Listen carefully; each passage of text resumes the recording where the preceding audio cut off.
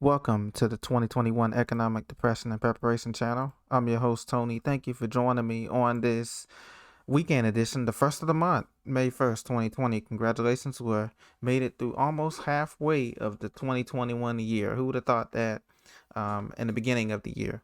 But here we are. Be sure to subscribe to this channel for the latest 100% truth and financial news for the United States and abroad. And I thank you very much for your support. Today, I want to talk briefly about the roaring 20s that we're experiencing here in terms of economic recovery, according to MSNBC and experts on Fox Business News. And what they mean by that is that with all of this stimulus money pumped in and all of this infrastructure money that's coming, the markets are feeling great and confident about a roaring recovery. But for some, it'll be a grapes of wrath type of moment, as top analysts warns that this economy is not fully recovered and that things are going to take a long way to recover with this health crisis that's going to last longer than many people think, with the world's 27 largest economies facing this health crisis together. So Tina Fornham from Avonhurst, she warned that the post-pandemic hangover, socioeconomic hangover, would impact elections over the next 5 to 10 years.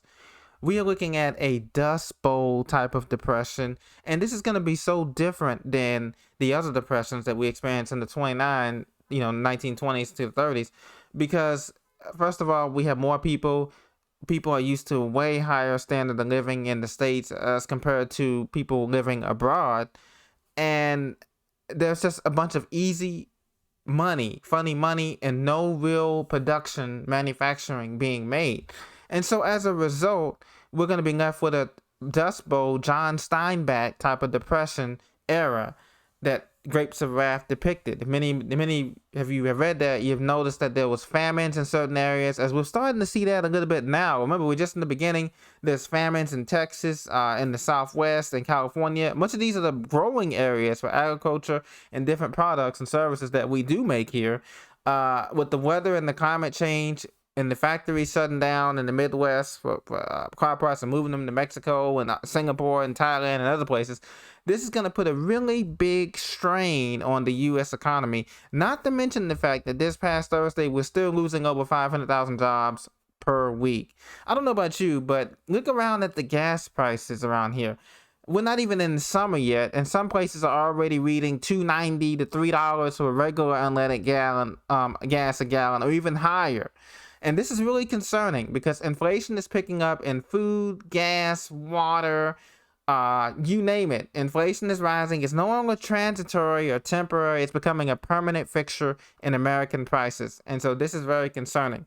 Now, my timeline for this collapse, we're in the collapse now, but we won't see it accelerate until just about the end of President Biden's first term, somewhere around 2024, the beginning of 2023. The ending of 2023, 2024. And the reason for that is because the Federal Reserve Bank is already committed to just printing unlimited money and throwing the rates around and doing whatever they can to keep it going, to keep the Ponzi scheme going. But at some point, they're going to have to raise the interest rates. And they said they won't touch it until 2023. And that's when things are really going to get concerning, because the free money is going to be ending. They're going to end their bond purchases. Remember, they're purchasing $80 to $100 billion of bonds. They're going to end that. And that's what's going to be an absolute disaster. Now, remember, following World War I, we had the 1918 flu pandemic. Same thing is going on now.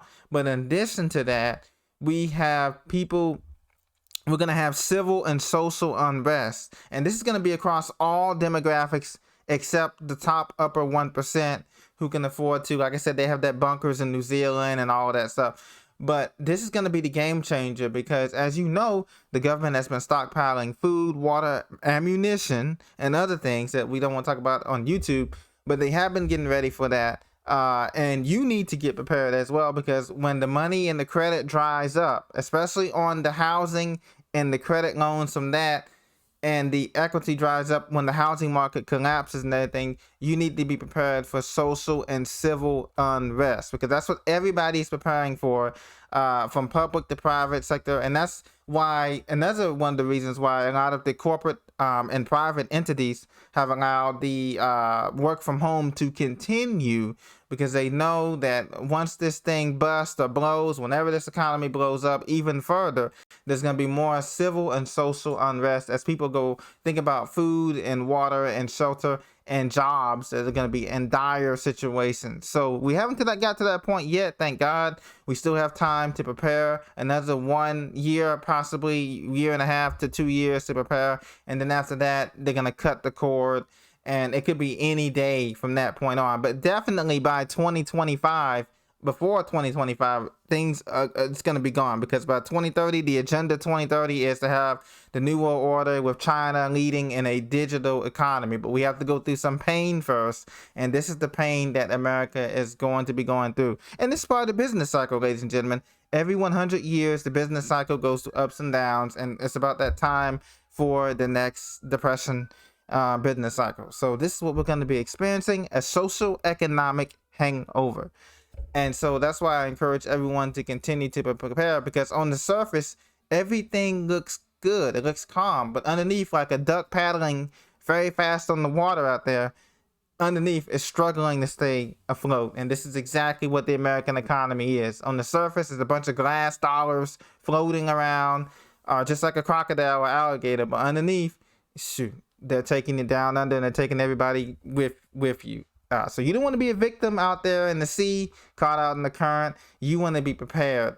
And so continue to prepare. Enjoy your weekend, getting the best physical, mental, spiritual, and emotional shape you can while we have this kind of time in between the different shocks that come, or black swan events that come. And we'll be okay if we take care of each other and be faithful to what we have been taught. We'll be okay. We'll make it through. It's just going to be a longer time period this time, unfortunately, as this thing lasts through 2030 or 2035, 2031 or 2022, 2032 possibly, until we can get everybody back on a standard or back on a real economy. And we shall see. So take care. Have a blessed weekend. I'll talk to you guys very, very soon. Thank you for listening.